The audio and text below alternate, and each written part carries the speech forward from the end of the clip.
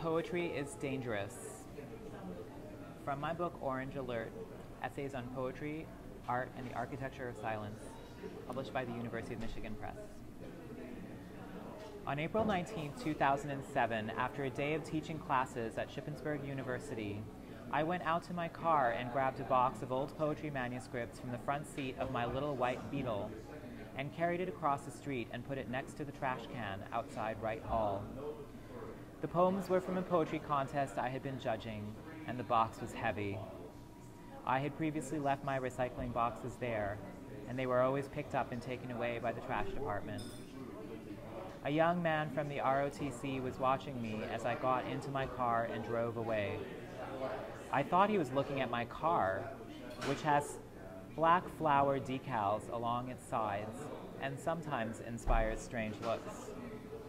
I later discovered that I, in my dark skin, am sometimes not even a person to the people who look at me.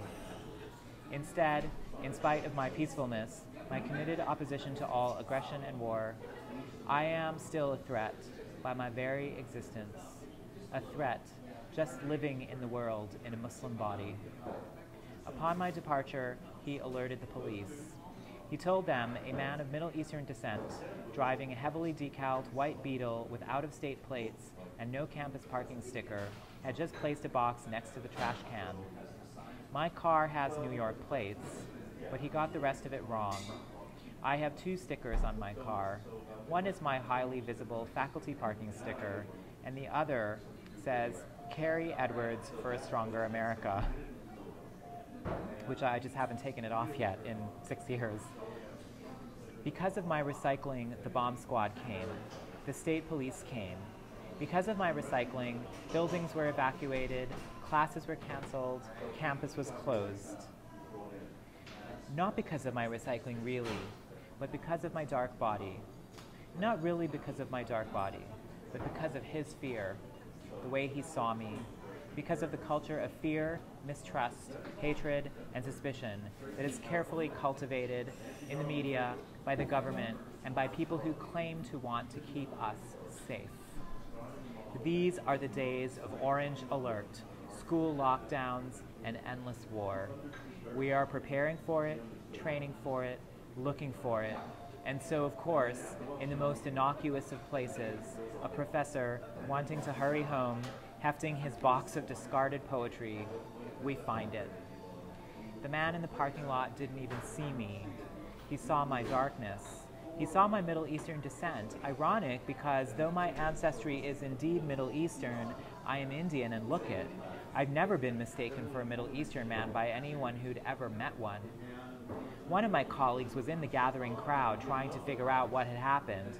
She heard my description, Middle Eastern man driving a white Beetle with out-of-state plates, and knew immediately they were talking about me, and realized that the box must have been manuscripts I was discarding.